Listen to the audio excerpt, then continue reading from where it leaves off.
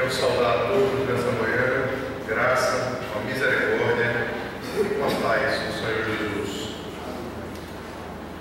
Irmãos, eu gostaria de tratar nessa manhã. Ontem à noite nós vimos um texto poético do Antigo Testamento, lá nos Salmos, e hoje de manhã eu gostaria de chamar a nossa atenção para um texto no Novo Testamento, em João capítulo 8, um texto em que Jesus tem um encontro com uma mulher que foi flagrada em adultério. Alguns personagens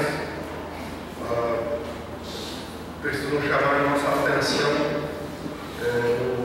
nesse relato, Jesus e a mulher, evidentemente. E além de Jesus e a mulher, eu queria que vocês prestassem atenção na leitura do texto, nos escribas e fariseus e na multidão.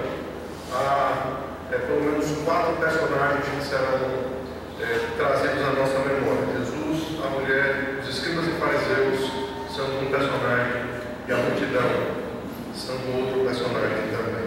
Portanto, deem bastante atenção à leitura da palavra de Deus nessa manhã. João capítulo 8, versículos de 1 a 11, diz assim a palavra do Senhor. Jesus, entretanto, foi para o Monte das Oliveiras. De madrugada voltou novamente para o templo, e todo o povo ia ter com ele, e assentados ensinaram.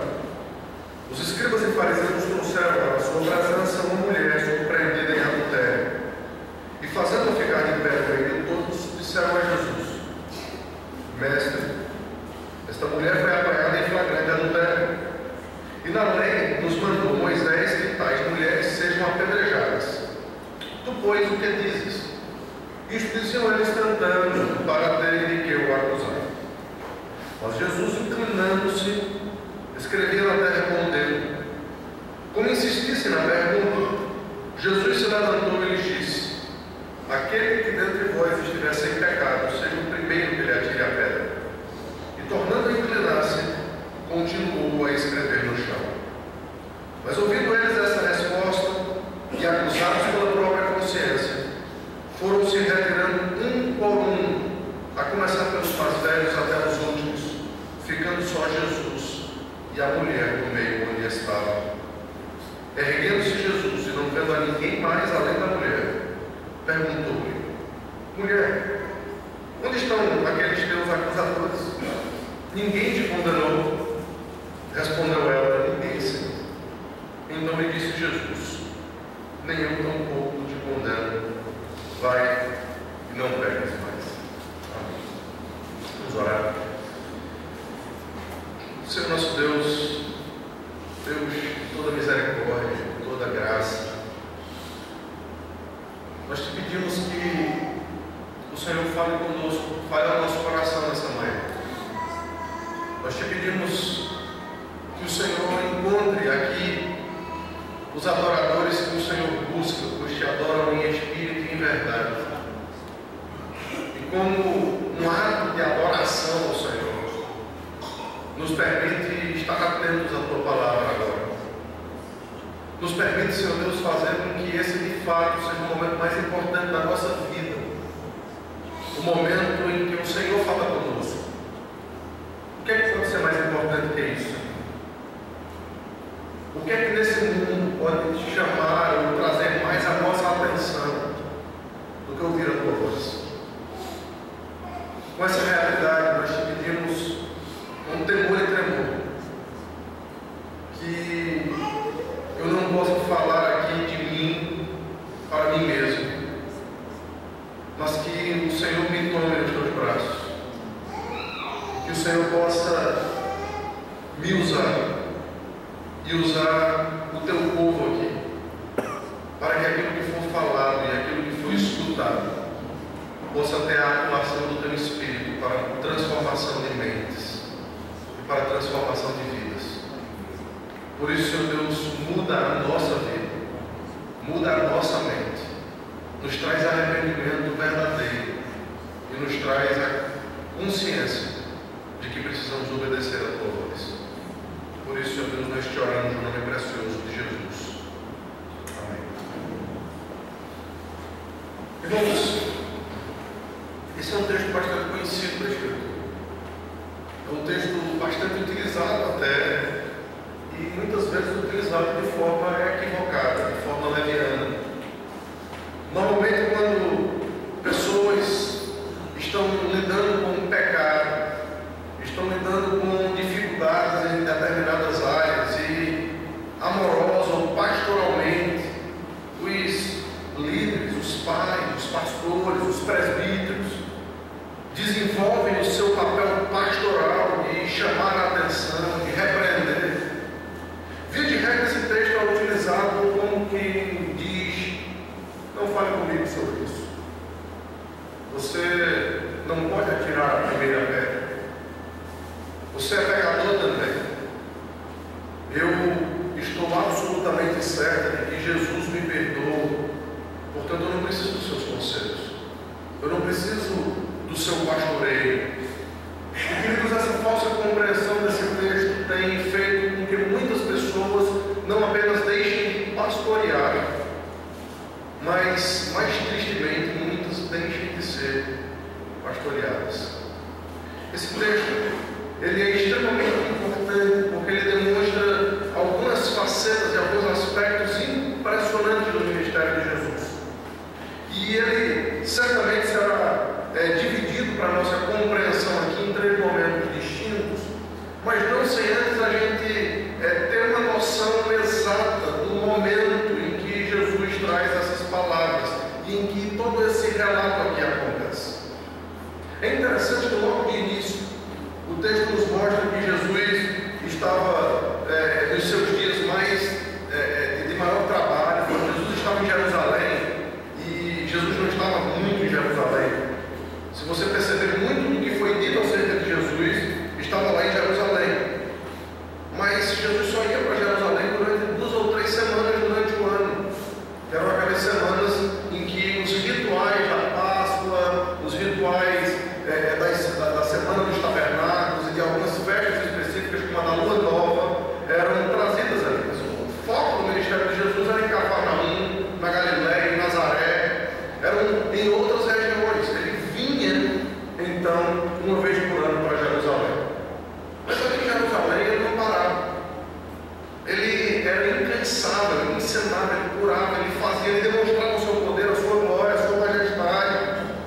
E o fato é que, por conta disso, as pessoas começavam a fluir para o templo logo de manhã para escutar o que Jesus tinha a dizer, para ensinar, para que eles pudessem escutar o ensino da lei que Jesus iria trazer para eles ali no templo. Nesse contexto, isso acontecia diariamente. Diariamente, Jesus, de manhã cedinho, é interessante que era de madrugada. O texto diz que era antes do alvorecer, antes do dia clarear, Jesus já chegava no templo e, impressionantemente, quando ele chegava no templo, a multidão, a cidade toda, ou uma boa parte dela, já estava ali, disposta a ouvir aquele grande mestre. Isso nos ensina alguma coisa. Nos ensina que estar na presença de Jesus é algo que não tem hora, é algo que faz com que os nossos cansaços, com que todas as coisas que a gente coloca como empecilho sejam colocadas de lado, porque nós vamos ouvir a voz do nosso médico. E querendo ou não, queridos, é isso que acontece quando cultuamos a Deus.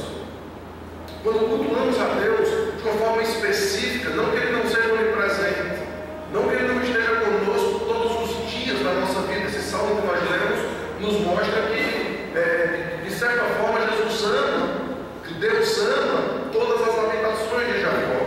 Mas de uma forma específica, Ele ama as portas de Sião. Ele ama quando nós estamos cultuando a Ele no templo, no ajuntamento do seu corpo.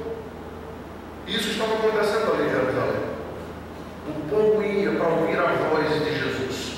O povo ia para ouvir aquilo que Ele tinha a dizer. Mas o que mais me chama a atenção nesse texto é quem Jesus é. Jesus é Deus. Ele é o Emanuel. Ele é aquele que não precisava ter contato com Deus, porque Ele era o próprio Deus. Ele havia afirmado, aliás, na sequência do capítulo 8, ele vai dizer várias vezes: eu e o Pai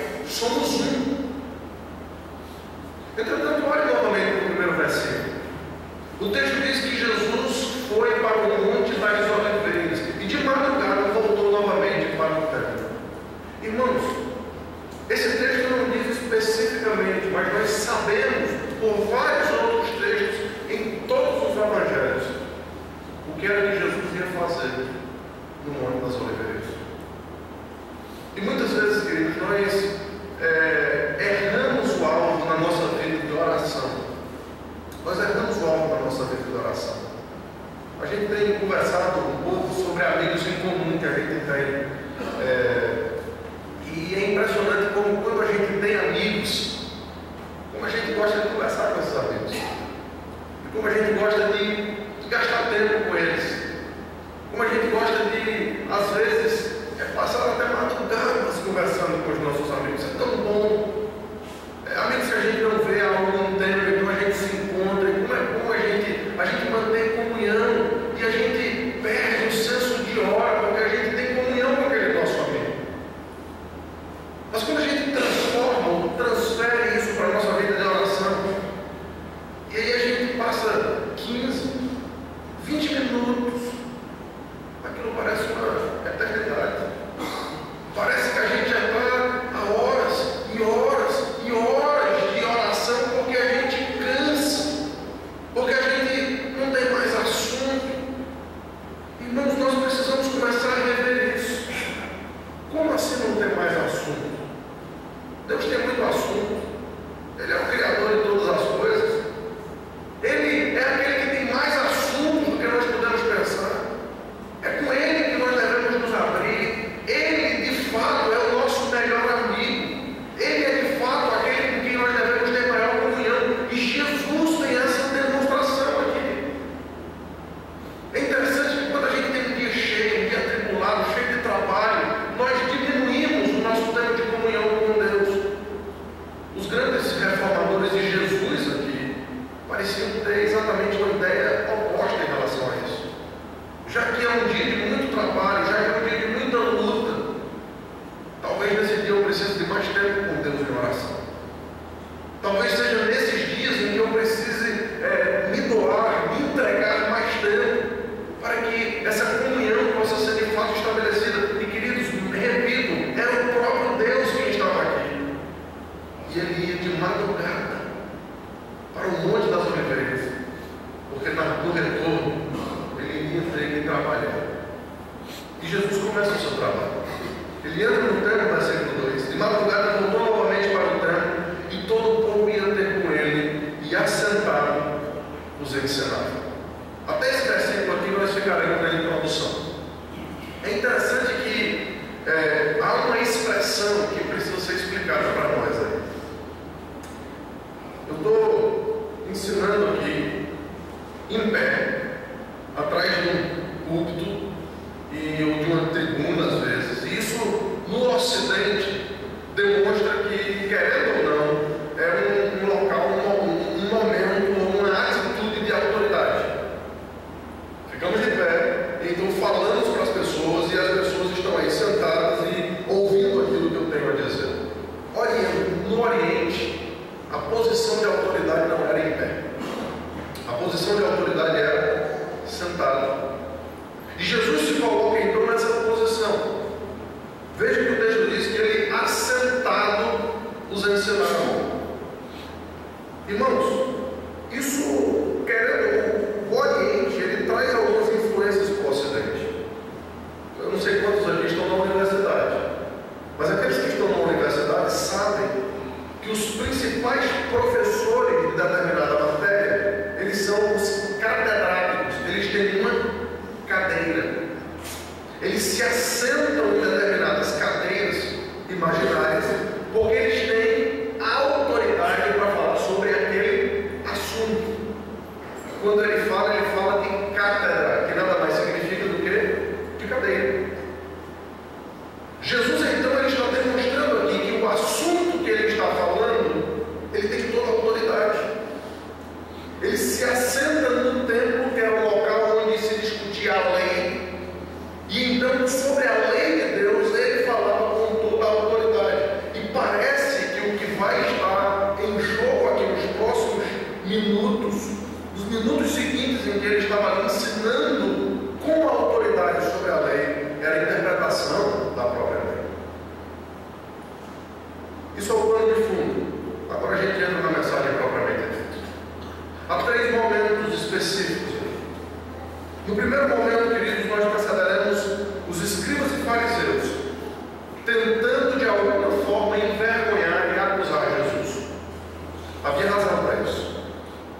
Os escribas e fariseus eram os líderes religiosos da época. Os escribas e fariseus eram aqueles que se vestiam de forma diferente, eram aqueles que chamavam para si a responsabilidade. Os escribas e fariseus eram aqueles que chamavam para si a responsabilidade da interpretação da lei para o povo. Quando o povo tinha alguma dúvida sobre como interpretar determinados princípios da lei, esses eram os homens que tiravam as suas dúvidas. Eles eram os religiosos, que eram pessoas impressionantes, no sentido de que eles cumpriam de fato não apenas as leis da Bíblia, pelo menos hipoteticamente, pelo menos de uma forma exterior, eles cumpriam os mandamentos. Vejam, por exemplo, como Jesus lida com o jovem rico, que era um fariseu. Ele disse: Senhor, eu tenho observado tudo isso desde a minha meninice, eu tenho obedecido os meus pais, eu não minto, eu tenho obedecido todas essas leis, eu não adultero, eu não faço essas coisas, eu não uso a minha língua para dizer aquilo que não seja verdade. E parece que os fariseus e escribas, então, eles eram essa mais alta casta de santidade. Hoje, quando a gente chama alguém de fariseu, é um insulto, porque a gente conhece o contexto. Mas naquele tempo, ser escriba, ser fariseu, era um grande privilégio. Era como ser pastor hoje em dia, era como ser presbítero hoje em dia, era um local de autoridade religiosa. E portanto, nós precisamos compreender que esses homens estavam, querendo ou não, ficando enciumados, porque parece que um mestre, um rabino, agora estava chamando mais a atenção do povo do que eles. Qual dos fariseus estaria de manhã cedo falando no templo e a multidão toda estaria ali para ouvir? Nenhum deles. Os fariseus, os religiosos, eles parece que as pessoas tinham se acostumado com aquilo. Mas Jesus estava trazendo coisa nova. Jesus estava trazendo uma doutrina e ensinando como quem tem autoridade. Jesus estava trazendo interpretações da lei que eles não estavam acostumados. Jesus estava quebrando as tradições que os próprios fariseus haviam criado. Jesus estava, de uma certa forma, demonstrando claramente qual era o sentido da lei do Antigo Testamento. Exatamente por conta disso, as pessoas se interessavam. E, queridos, isso traz para nós, de antemão, algumas aplicações. Como é que nós lidamos com tradições? É interessante que existem algumas tradições que são bíblicas. E por serem bíblicas, elas não devem ser questionadas. Porque elas não são tradições de homens. Elas são tradições absolutamente fincadas na palavra da verdade, de um Deus em quem não pode haver variação ou sequer sombra de mudança. Mas o que nós fazemos com as tradições que nós mesmos criamos? Que a igreja cria ao longo dos séculos? Será que delas nós também não fazemos um caso que seja além daquele que nós deveríamos fazer? Jesus, ele lida com isso de uma forma impressionante. Jesus foi acusado várias vezes de ser um quebrador de tradições. Leiam depois os evangelhos e analisem a vida de Jesus e aquilo que se dizia acerca dele. E é exatamente isso que ele está por fazer aqui nesse texto. De certa forma, a ideia dos escribas e fariseus então passa a ser desmascarar aquele homem. Era um homem que estava tentando trazer confusão. Era um homem que estava tentando trazer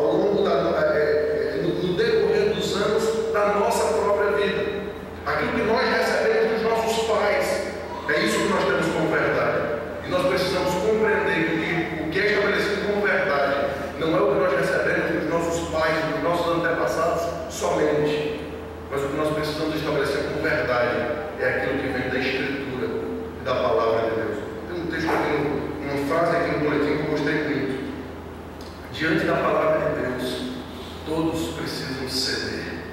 E é exatamente isso que Jesus vai demonstrar.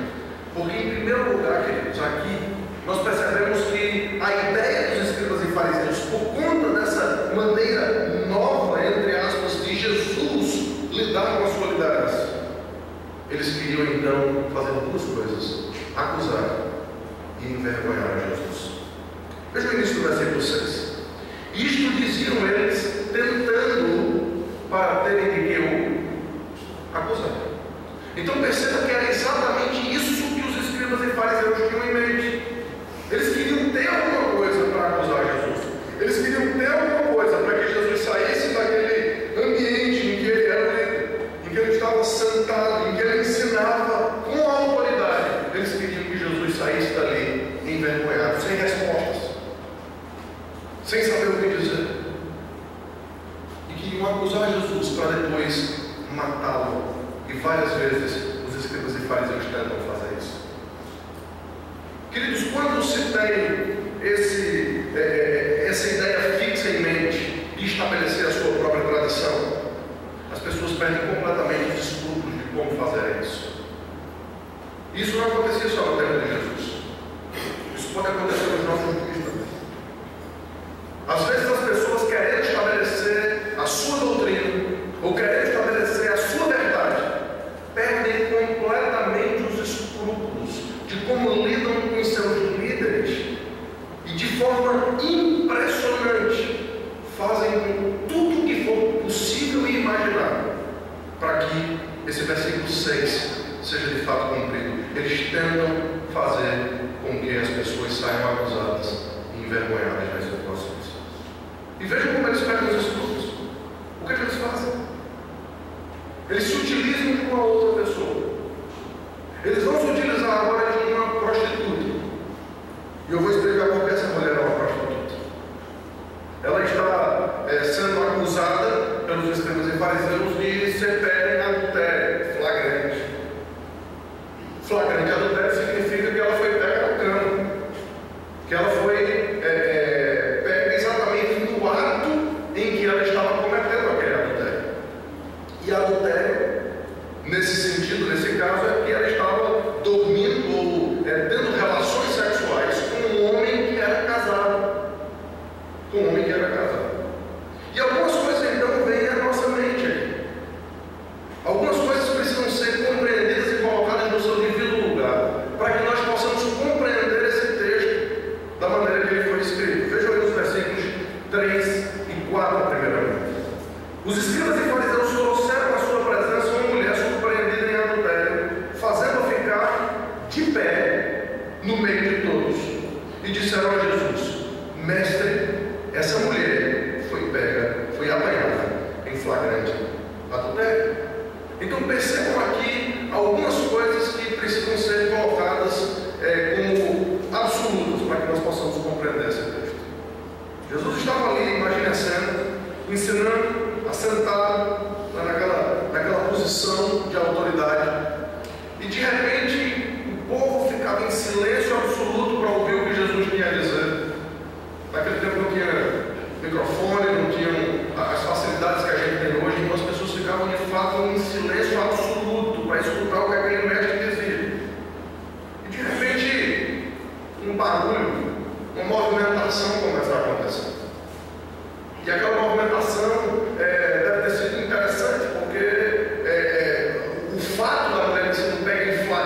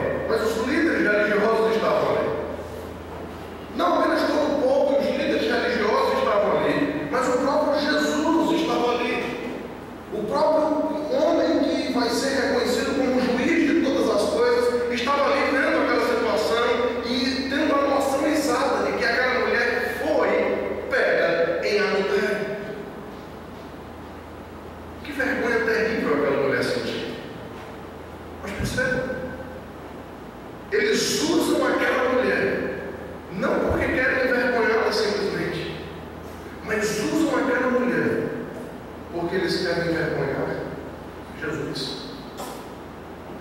E para cumprir os seus próprios objetivos, eles ficam completamente cegos em relação a contratar pecados.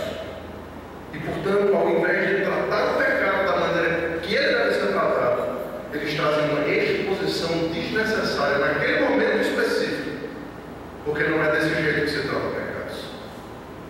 Às vezes, e outros textos falam sobre isso, é necessário que haja algumas exposições, mas não sem um julgamento, não sem que, de fato, as coisas precisem ser colocadas no seu devido lugar. E Jesus está a ponto de ensinar essas verdades aqui. Pois bem, aquela mulher agora fica de pé. E os homens, aqueles escribas e fariseus, trazem uma pergunta para Jesus. Primeiro, a afirmação: esta mulher foi pega em flagrante adultério. E aí o versículo 5 traz a pergunta. Uma outra afirmação que na lei nos mandou Moisés que tais mulheres sejam apedrejadas. E a pergunta: o que é que o Senhor diz? Tu, pois, o que dizes? Percebam que o que aconteceu aqui foi o seguinte: Jesus foi colocado contra uma parede. Ele agora vai ter que dar uma resposta, e essa resposta precisa ser coerente com algumas coisas. Em primeiro lugar, precisa ser coerente com a lei, porque Jesus é o verdadeiro intérprete da lei. E ele já havia dito no Sermão do Monte que nem ia ou tinha da lei passada, mas ele tinha vindo para cumprir todo o ponto da lei. Portanto, tudo que Jesus fizer aqui não pode descumprir aquilo que a verdadeira lei dizia. E isso colocava Jesus numa situação extremamente difícil, porque Jesus estava ali sendo reconhecido como um mestre caridoso, como alguém que tinha palavras de perdão, mas que também tinha a força e o poder de libertar as pessoas. E de repente, se Jesus simplesmente dissesse a verdade, a lei em Deuteronômio 22 a 24, em Levíticos 20:10, diz que as pessoas que são pegas em flagrante adultério precisam ser apedrejadas. Portanto, apedrejem. Se Jesus fosse direto e imediato em relação a isso, ele certamente perderia a credibilidade de um povo que estava compreendendo que o novo estava sendo estabelecido, que a verdadeira interpretação da lei, uma interpretação graciosa da lei, estava sendo trazida ali. Entretanto, se ele simplesmente dissesse: não, nós precisamos entender o que significa graça, o que significa amor, o que significa perdão, e vocês, fariseus, precisam aprender a perdoar. Não atirem pedra nessa mulher, não vamos cumprir a lei dessa forma. Ele seria certamente acusado de alguém que quebraria a lei, e Jesus não podia quebrar a lei. Sinuca de bico, situação difícil para o nosso mestre. O que ele responderia? Percebam, queridos, que nesse primeiro ponto aqui, Jesus precisaria primeiro pensar em algumas coisas fundamentais da lei. A primeira delas é que, se você for para os textos que eu falei, Deuteronômio 22 e Levíticos 20, você vai perceber que em ambos os textos a mulher não poderia ser apedrejada sozinha, porque aquela mulher não adulterou sozinha. O problema é que os fariseus interpretavam o papel do homem e o papel da mulher de uma forma completamente machista, equivocada, errada. E por isso o casal não foi trazido à presença de Jesus e do povo para que os dois fossem envergonhados ali, mas apenas a mulher. E Jesus vai estabelecer o novo, a verdadeira interpretação da lei. E a verdadeira interpretação da lei é que ambos, homem e mulher, adúlteros, precisam ser punidos pelo seu adultério. E, queridos, isso é uma grande libertação.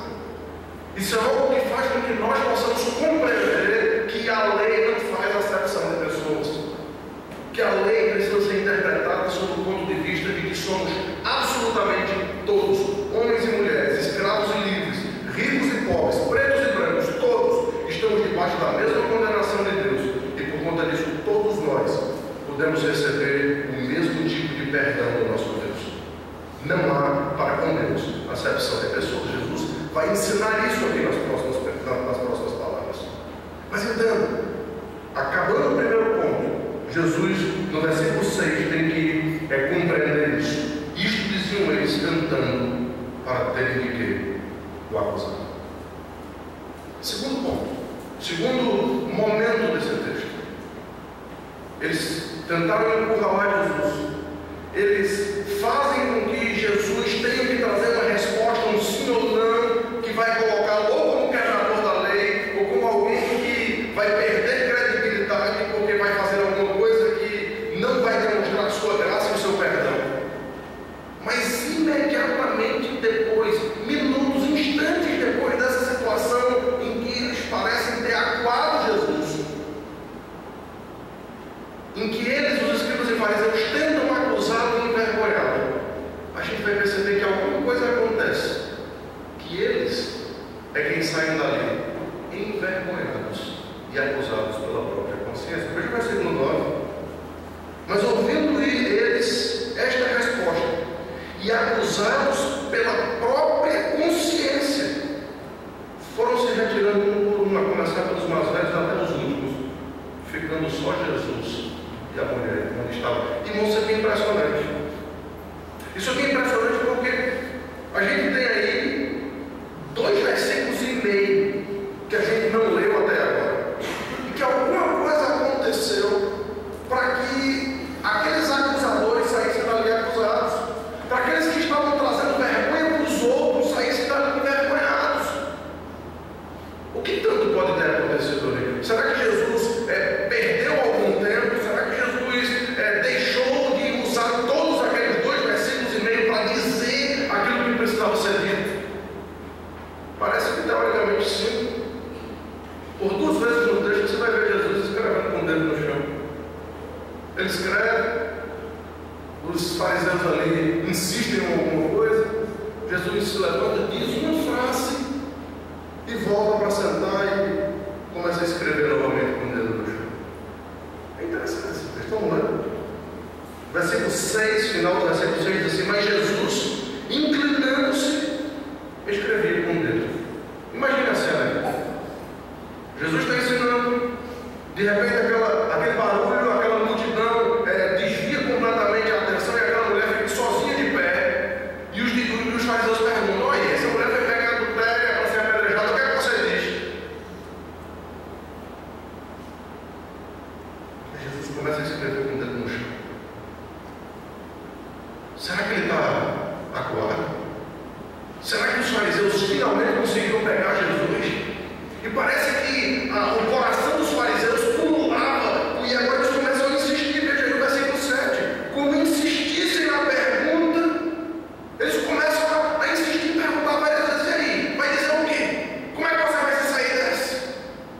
E aqui, queridos, acontece uma movimentação impressionante, que nos mostra que às vezes nós não precisamos de usar tantas palavras para dizer aquilo que precisamos dizer, mas atitudes precisam ser tomadas para que um verdadeiro ensino da palavra seja demonstrado.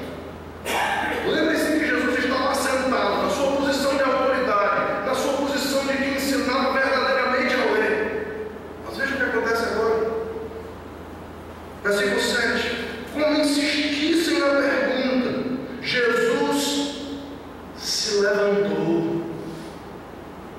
Essa movimentação é extremamente importante, porque é a primeira vez que ele se levanta nesse texto. E ele não se levanta de forma definitiva, porque você vai perceber que depois ele se assenta novamente. Mas ali, queridos, lembrem-se, aquela mulher estava sozinha, levando toda a vergonha, levando toda a culpa, todos os olhos estavam apontados para ela. E quando Jesus se levanta, ele começa a dividir a atenção com aquela mulher. Ele começa a fazer com que as pessoas olhem para ele também, para que escutem aquilo, talvez aquela única frase que ele viesse a dizer, e que muito ensinaria sobre a verdadeira e correta interpretação da lei. Jesus se levanta então, chama para si a atenção, divide a atenção de todos com aquela mulher, e ele diz simplesmente essa frase tão conhecida por todos vocês: aquele que dentro de vós estivesse em pecado, seja o primeiro que lhe atire a pedra. E o texto diz, daqui a pouco a gente volta para explicar isso, mas o texto diz no versículo 8, que tornando a inclinar-se, continuou a escrever no chão. O que Jesus estava escrevendo no chão? Pastor, eu já vi tanta interpretação disso, mas tanta coisa. Ele estava fazendo peixinhos no chão. Ele estava escrevendo o nome dos fariseus no chão. Ele estava escrevendo os 10 mandamentos no chão. Eu já vi tanta interpretação.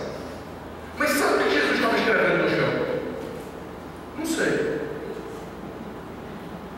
E você não pode saber. Sabe por quê? Porque o texto não diz. O texto não diz. E a gente precisa parar de tentar dizer ou achar aquilo que o texto não diz. A única coisa que o texto diz é que Jesus estava escrevendo no chão com o dedo. Ponto. Mas o que é que Jesus diz? Jesus diz: aquele que estiver sem pecado, atire a primeira pedra. O que é que significa isso? Será que Jesus está abolindo qualquer tipo de julgamento? Não. Jesus diz: a lei é essa, atire a primeira pedra. Cumpra a lei. Mas os fariseus precisavam se lembrar de uma coisa, que havia um aspecto da lei. Primeira coisa que Jesus estava ensinando aqui: havia um aspecto fundamental da lei.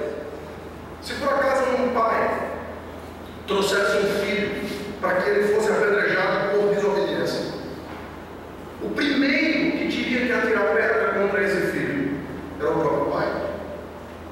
Se qualquer pecado fosse pego, que era digno de morte, era uma honra para aquele que pegou flagrantemente aquele pecado, atirar a primeira pedra para que o mal fosse extirpado de Israel. Mas Jesus conhece todas as coisas.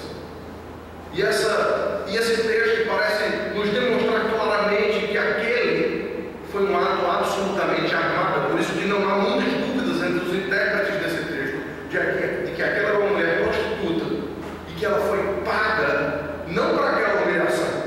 Ela não sabia disso, ela foi flagrada.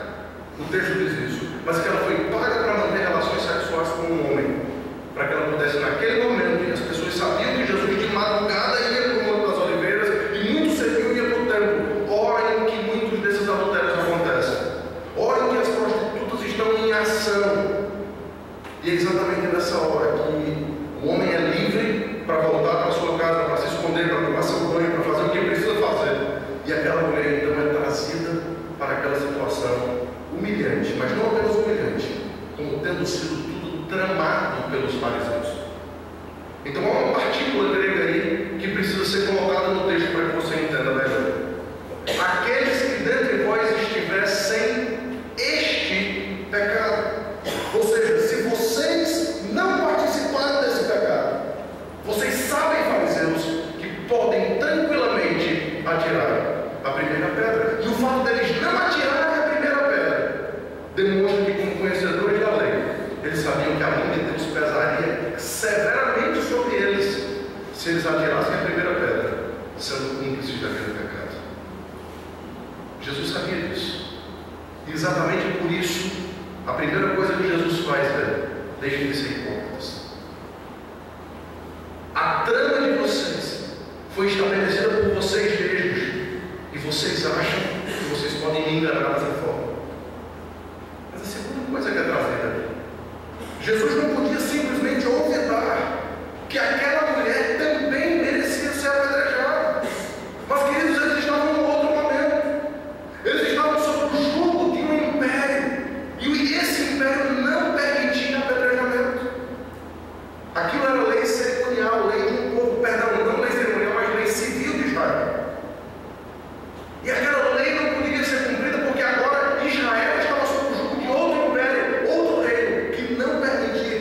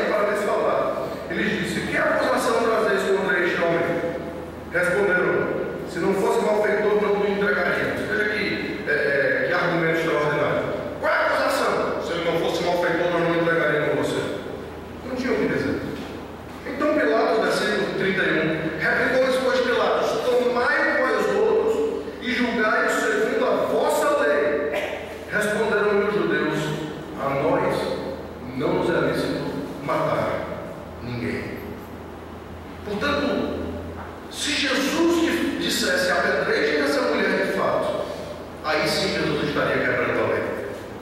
Porque Jesus diz que todos que são colocados numa posição de honra precisam de honra, inclusive as autoridades ímpias, como eram aqueles romanos. Portanto, aquela lei específica civil judaica não poderia ser cumprida ali, porque eles estavam sob o jugo do Império Romano. Portanto, queridos, Jesus em nenhum momento quebrou a lei, mas Jesus estava trazendo a verdadeira interpretação da lei. Duas coisas, mas a primeira foi mais forte. A primeira fez com que aqueles homens pensassem na sua hipocrisia, na hipocrisia de apontar um dedo para um pecado que eles mesmos cometeram, que eles mesmos tramaram, que eles mesmos arquitetaram. E por isso, o texto do versículo 9 nos diz aquilo que nós já lemos, que eles, ouvindo essa resposta e acusados pela própria consciência, foram se retirando um por um, a começar pelos mais velhos até os últimos, ficando só Jesus e a mulher no meio, onde estavam algumas coisas para a gente trazer como aplicações aqui também. Em primeiro lugar, queridos, percebam que não foram só os escribas e fariseus que foram acusados pela sua própria consciência. Percebam que aquela resposta de Jesus fez com que todo o povo pensasse também. E muitas vezes nós somos muito dedo em rifle para apontar os pecados dos outros. E precisamos compreender que necessitamos começar a cuidar de nós mesmos. Muitas vezes nós queremos tirar o argueiro do olho do nosso irmão, quando há uma trave terrível nos nossos olhos. Jesus já havia ensinado sobre isso. Como nós precisamos compreender a lidar com o pecado dos outros de uma forma graciosa, mas de uma forma real. E a gente vai ver Jesus fazendo isso daqui a pouco. Mas, outra coisa, e isso eu gostaria de trazer a atenção de todos, dos idosos, das crianças, dos adolescentes, dos jovens, dos pais, das mães. Nós precisamos sempre manter a nossa consciência atrelada à palavra de Jesus. E quando a nossa consciência é atrelada à palavra de Jesus, ela nos acusa e ela faz com que nós pensemos sobre a nossa própria vida. Porque muitos de nós, queridos, podemos estar numa situação muito parecida com a daquela mulher. A única diferença é que nós não fomos flagrados. A única diferença é que isso não se tornou público. Mas pode ser adultério, ou pode ser tudo aquilo que Jesus atribui como sendo adultério também no Sermão do Monte. Porque talvez alguns possam dizer, não, eu não sou adúltero, mas Jesus disse, você olha para uma mulher com intenção impura no coração, você já adulterou com ela. As mulheres a mesma coisa. Portanto, muitas vezes nós queremos simplesmente julgar os outros quando o nosso próprio coração é cheio de safadeza, cheio de coisas erradas, cheio de coisas feias. Quando os nossos olhos são rápidos e ávidos para verem aquilo que não deveriam ver. E nós simplesmente, queridos, precisamos se lembrar de uma coisa simplesmente. Que se por acaso a navalha de Jesus passasse para derrubar as cabeças daqueles que são adúlteros, daqueles que são ladrões, daqueles que são mentirosos, daqueles que são assassinos, aqui todas as nossas cabeças rolariam. E nós precisamos então voltar para casa com isso na nossa consciência, de que não podemos ser hipócritas, de simplesmente apontar os erros dos outros sem cuidar da nossa própria vida, sem cuidar do nosso próprio pecado, sem cuidar da nossa própria santidade, porque sem a santificação ninguém verá o Senhor. Não adianta sabermos tudo sobre a lei, não adianta conhecermos todas as coisas que os 10 mandamentos podem nos ensinar. É importante que aprendamos essas coisas, mas é importante atrelarmos o ensinamento dessas coisas a uma vida prática, real, absoluta, totalmente linkada e arrependida com o nosso Mestre. Isso fez com que todos saíssem dali cabisbaixos. Mas agora, eu queria trazer uma palavra para aqueles mais velhos aqui, para aqueles que têm mais experiência, para aqueles que têm cabelos brancos, ou para talvez alguns que nem cabelos brancos têm mais. Irmãos, nós precisamos de vocês. precisamos do exemplo de vocês. Nós precisamos que vocês compreendam que não foi em vão que essas palavras foram colocadas aqui. A começar dos mais velhos até os mais novos. Os mais novos seguiram o exemplo dos mais velhos. Exemplo de quê? Exemplo de uma vida íntegra, exemplo de uma vida perfeita, exemplo de uma vida sem pecado, exemplo de uma vida extraordinária. Não! Exemplo de reconhecimento, de arrependimento, de choro. Exemplo de quem não bate no peito para dizer eu sou tal, mas exemplo de quem bate no peito para dizer eu preciso me arrepender diante do Senhor. À medida que os anos passam, vocês devem ser cada vez mais quebrantados pela palavra de Deus, para serem verdadeiros exemplos nas nossas vidas. Nós precisamos de vocês. Nós precisamos que vocês se arrependam. Nós precisamos que vocês tenham os seus olhos molhados pelos seus próprios pecados, para que nós possamos correr atrás de vocês, arrependidos também, e possamos todos juntos compreender o que significa o perdão do nosso Deus. Porque em terceiro lugar, se em primeiro lugar nós percebemos que os escribas e fariseus tentam envergonhar Jesus, em segundo lugar nós percebemos que os escribas e fariseus e toda a multidão é quem sai dali envergonhados e acusados pela sua própria consciência. Mas em terceiro lugar, ainda temos um sério problema nesse texto. Aquela mulher, ela havia sido exposta, acusada. Aquela mulher havia sido completamente envergonhada diante de todos. Imagine se isso fosse com você. Imagine se o seu pecado, aquilo que você sabe que comete, imagine que o seu pensamento, a sua mente fosse exposto diante dessa igreja. Será que você não ficaria totalmente envergonhado também? Será que você não sairia daqui cabisbaixo também? Mas perceba que Jesus, em primeiro lugar, depois de falar aquelas palavras, ele volta para a sua posição de autoridade. Ele se assenta para voltar a escrever novamente com o dedo. Mas veja que coisa impressionante mais uma vez, versículo 10. Erguendo-se Jesus, e não vendo a ninguém mais, além da mulher, perguntou-lhe: onde estão os teus acusadores? Agora, Jesus começa a trabalhar com aquela mulher. Agora, Jesus lidou com as multidões. E ele agora está lidando especificamente com aquela mulher. E Jesus é assim. Ele tem formas de lidar com a multidão. Ele tem forma de lidar com a igreja. Mas ele tem formas de lidar pessoalmente e individualmente. E o que Jesus está a ponto de fazer aqui em terceiro lugar é cobrir a vergonha e a acusação daquela mulher. E é por isso que ele se ergue mais uma vez. É por isso que ele sai mais uma vez daquela sua posição de autoridade. Mas dessa vez ele não sai para dividir as atenções de todos com aquela mulher. Mas ele se levanta. Porque ele sabia que o adultério daquela mulher seria totalmente encoberto e seria totalmente pago, porque a vergonha daquela mulher seria passada para ele.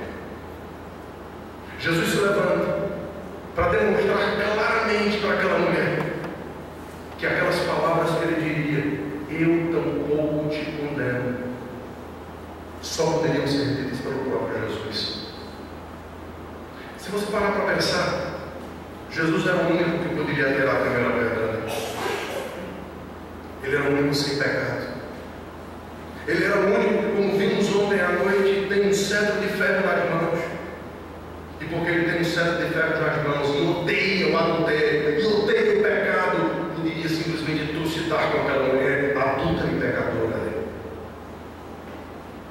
Mas naquele momento, ele demonstra o que significa graça, misericórdia e perdão. É verdade. Aquela mulher era uma adulta. Aquela mulher merecia não apenas um apedrejamento, mas ela merecia muito. Mas Jesus olha para ela e diz: onde estão os acusadores? Eu já resolvi o problema deles. Vou resolver o seu agora. Eu também não te condeno. Eu que poderia me condenar, sou o único que posso me perdoar também. Sou o único que posso trazer para você o verdadeiro perdão. Mas lembre-se, Jesus é justo. A lei tem que ser cumprida. A morte pelo pecado daquela mulher precisava acontecer. Por isso só Jesus poderia verdadeiramente perdoar.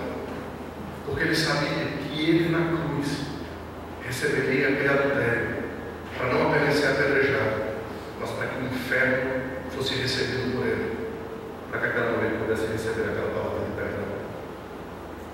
Talvez a sua consciência esteja totalmente danificada nessa manhã.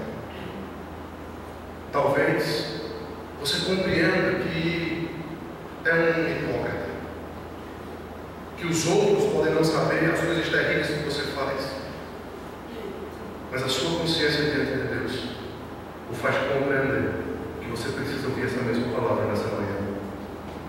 E pela graça de Deus, aquele que perdoou uma adulta flagrada em adultério, ele pode perdoar você nessa manhã. Ele pode perdoar completamente, porque ele levou o preço na cruz do Calvário contra o nosso pecado. Porque ele pagou de uma vez por todas para poder fazer essa declaração, não apenas para aquela mulher, mas para a gente como eu, como vocês, que arrependidos podem ter as suas vergonhas e a sua culpa cobertas pelo sangue que foi derramado na cruz do Calvário. Mas eu não quero que você saia daqui nessa manhã com uma falsa compreensão do que significa o perdão de Jesus. É maravilhoso ser perdoado por Ele. Tira um peso das nossas costas. Faz com que nós agora possamos sair não apenas cabisbaixos daqui, mas sair renovados, sair completamente satisfeitos, porque o sangue de Jesus Cristo na cruz do Calvário pagou o preço pelo meu pecado. Mas quando Jesus nos salva, Ele não nos salva simplesmente da condenação do pecado. Ele não nos salva simplesmente para que a gente saiba que não vai mais para o inferno, mas agora vai para o céu. Mas Ele nos salva também da influência do pecado. E por isso nós nos santificamos a cada dia. Por isso, quando Jesus olhou para aquela mulher, Ele não disse simplesmente: eu te perdoo, eu não te condeno. Mas Ele continuou dizendo: agora vai e não peques mais. Se você acha que recebeu o perdão de Jesus nessa manhã, se você crê sinceramente e pede que Jesus me perdoe nessa manhã, perdoe a minha hipocrisia, perdoe a minha leviandade, perdoe a minha mentira, perdoe o meu adultério, perdoe-me, Senhor. Eu quero que você entenda que Jesus perdoou você. Mas para sair daquelas portas, esse é um pecado abandonado na sua vida. Você agora vai, e você vai pedir perdão a quem precisa pedir perdão, e você vai resolver o que você precisa resolver, e você vai baixar completamente as guardas, para que essa palavra de Jesus possa fazer diferença na sua vida. Que todos nós possamos compreender que essa não é uma mensagem para os outros, mas essa é uma mensagem para mim, para você, para todos aqueles aos quais Jesus pode trazer essa maravilhosa palavra de perdão, mas não apenas de perdão, como de transformação de vidas. Você está arrependido? Jesus pode dizer para você nessa manhã: você está perdoado, meu filho. Agora vai e não peques mais. Deus nos abençoe.